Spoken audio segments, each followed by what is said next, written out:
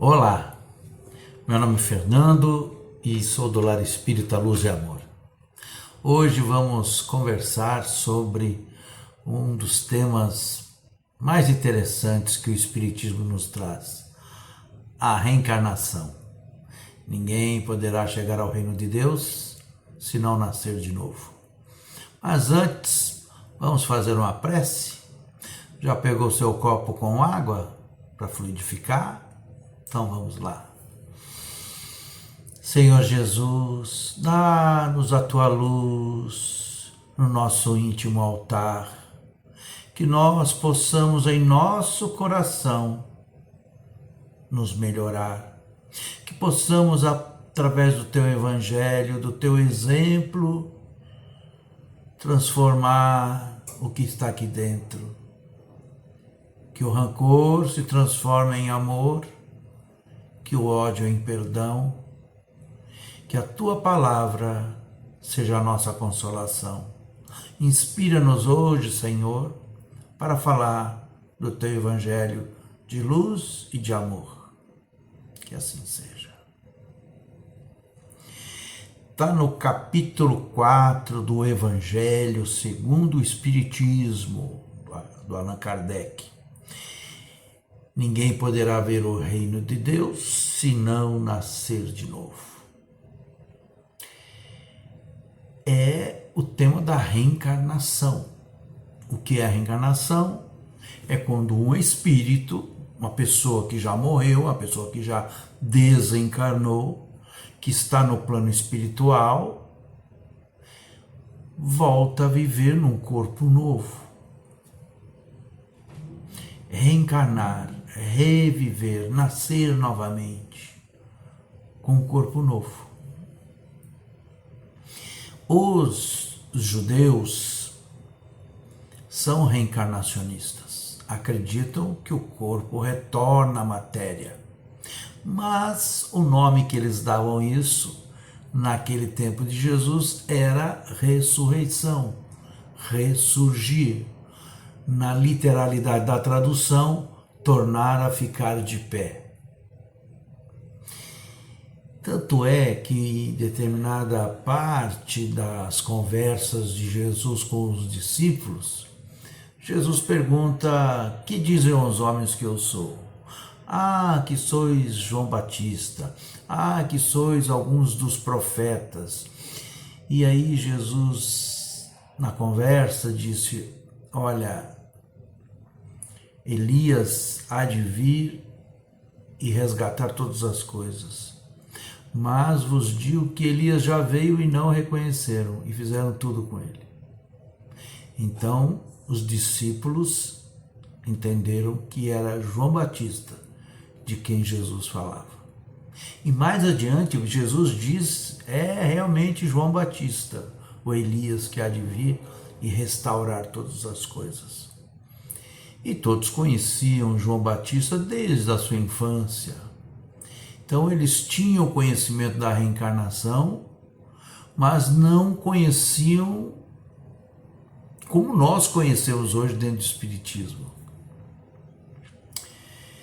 A reencarnação é uma terapêutica de Deus. É o amor de Deus se manifestando em nós. Quando tudo já foi esgotado na nossa existência, quando o corpo já não obedece mais e nós deixamos de fazer coisas importantes, e quando nós trazemos dentro de nós dores incessantes, mágoas, e a gente desencarna, a gente morre, e vai para onde? Vai para o plano espiritual. Cada um segundo o seu estado mental, segundo o seu estado emocional. Então, nós no plano espiritual, depois que o nosso corpo de matéria, corpo de carne e osso, vai para a sepultura, nós ficamos no plano espiritual. E lá a gente vai recordar a nossa existência, tudo aquilo que passou, tudo aquilo que a gente poderia ter feito e não fez, E o julgamento, ele se dá na nossa consciência. É consciencial. É nossa consciência que nos julga. E Kardec perguntou aos espíritos onde estava escrita a lei de Deus. E os espíritos responderam: nas vossas consciências. Nas vossas consciências. Então é a nossa consciência que vai deixar as suas marcas, o nosso julgamento íntimo. E aí, Deus, que é perfeito e justo, infinitamente justo e bom, Ele dá todas as chances para que nós possamos voltar e refazer todas as coisas. Jesus, em determinado momento, quando um jovem estava indo ao templo fazer um sacrifício, ele diz: volta, reconcilia-te com teu irmão enquanto tu estás a caminho. Este é o sacrifício mais agradável a Deus. Então Deus, que é infinitamente amoroso, Ele permite que nós voltemos na matéria, que a gente reencarna com um novo pai, uma nova mãe, um novo corpo. E via de regra a gente reencarna no grupo familiar que nós estamos inseridos. Porque é no grupo familiar que estão as pessoas que nós precisamos perdoar, que estão as pessoas que nós precisamos pedir perdão, que estão as pessoas que nós mais amamos e que estão aquelas pessoas que nós temos dificuldade em nos relacionarmos. Então, a gente reencarna para resgatar os nossos erros, reparar os nossos erros e passar por algumas provas para ver se nós estamos mesmo melhorando intelectualmente e moralmente. E para chegar no reino de Deus, que é um reino íntimo, que é uma paz de espírito, porque Jesus localizou o reino de Deus. Ele disse que o reino de Deus não está aqui nem acolá, mas dentro do coração de cada homem e cada mulher, lógico. Então a construção desse reino, ela é íntima, intransferível, indelegável. Por isso que Jesus fala: só dá para chegar no reino de Deus se nascer novamente. Isto é, se reencarnar novamente. Assim como ele deu o exemplo de João Batista, que é a reencarnação de Elias. Jesus vem e exemplifica como deve ser essa nova experiência na matéria. Perdoar 70 vezes 7 vezes, ter indulgência com as falhas alheias, amar o próximo como a si mesmo. E a gente fazendo isso, a gente vai se reconciliando com os nossos desafetos. Mas, se a gente se lembrasse de tudo que a gente fez na encarnação passada, dificilmente seria feita essa reparação, esse apaziguamento, esse ajustar de contas de forma amorosa, essa reconciliação.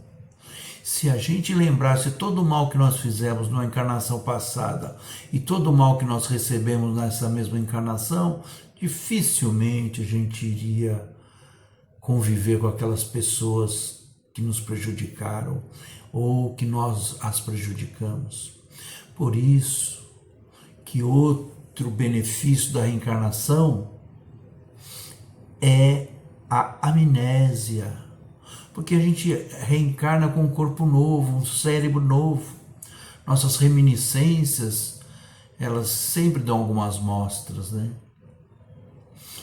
Nossa memória intelectual fica oculta no nosso subconsciente, mas existe uma espécie de memória afetiva, emocional, que quando a gente chega perto de alguém que a gente tem dificuldade, que a gente não se dá bem, e a gente não identifica o motivo desta encarnação, certamente está numa encarnação passada. Por isso que as pessoas que convivem conosco, que nós temos dificuldade de relacionamento, atentem para essas pessoas e façam orações por elas. Jesus nos diz que oremos pelos que nos perseguem, porque só o amor cobre a multidão dos pecados. Quando você ora por uma pessoa que você não gosta, você para de emitir pensamentos negativos para aquela pessoa e vice-versa. Se a pessoa não gosta de você e você começa a orar por essa pessoa, você começa a se isolar dos pensamentos negativos, das centelhas negativas que a pessoa emite contra você. Então, orar pelos nossos adversários, pelos nossos inimigos, por quem nos persegue, é mais um benefício para a gente mesmo do que para a pessoa. Olha só, quando a gente ora em benefício de uma pessoa, com o coração, né? Uma oração de verdade, essa pessoa é beneficiada, mas o maior beneficiado é a gente mesmo. Não é interessante isso? Jesus é o médico das almas e ele nos deixou um legado maravilhoso que mudou o mundo há 20 séculos atrás.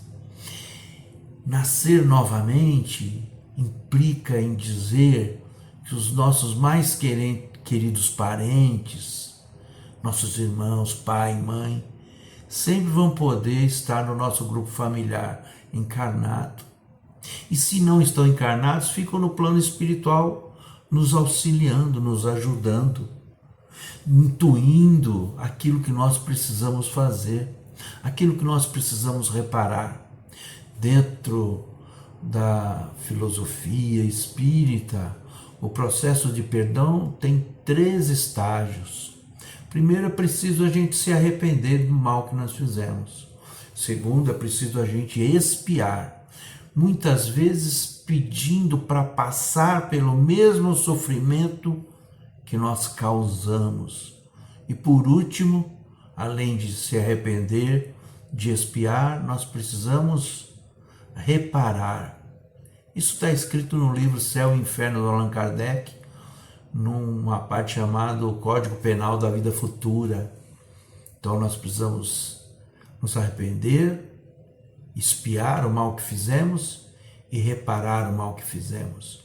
Muitas vezes, essa pessoa que nós precisamos reparar, ela nasce como um filho, ou nos vem como um esposo, uma esposa.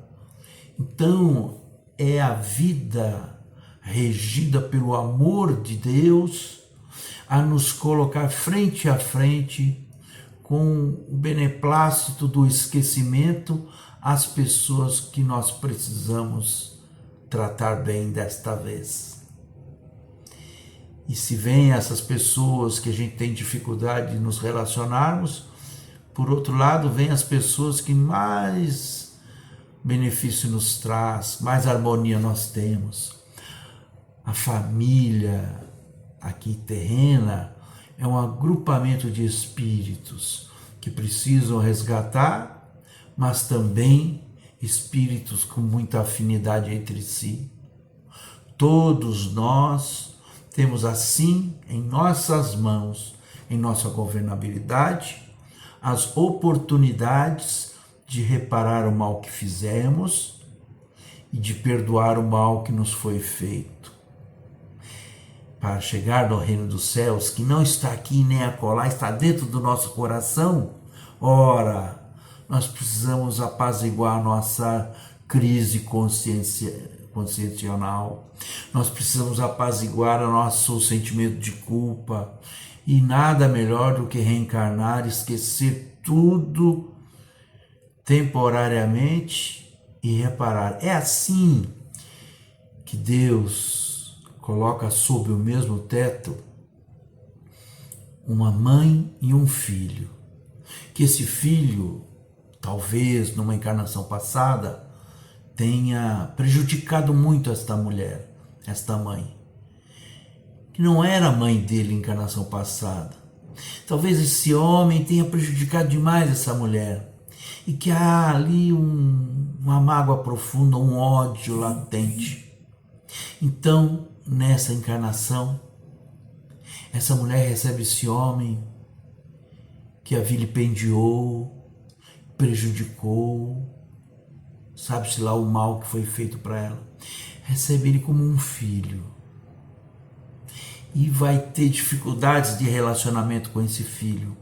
Mas, acima de tudo, o amor cobrindo a multidão dos erros, o amor cobrindo a multidão dos pecados, o amor dessa mãe para com esse filho, e esse filho aprendendo a amar aquela mulher nesta encarnação, e passa ao longo dos anos como mãe e filho.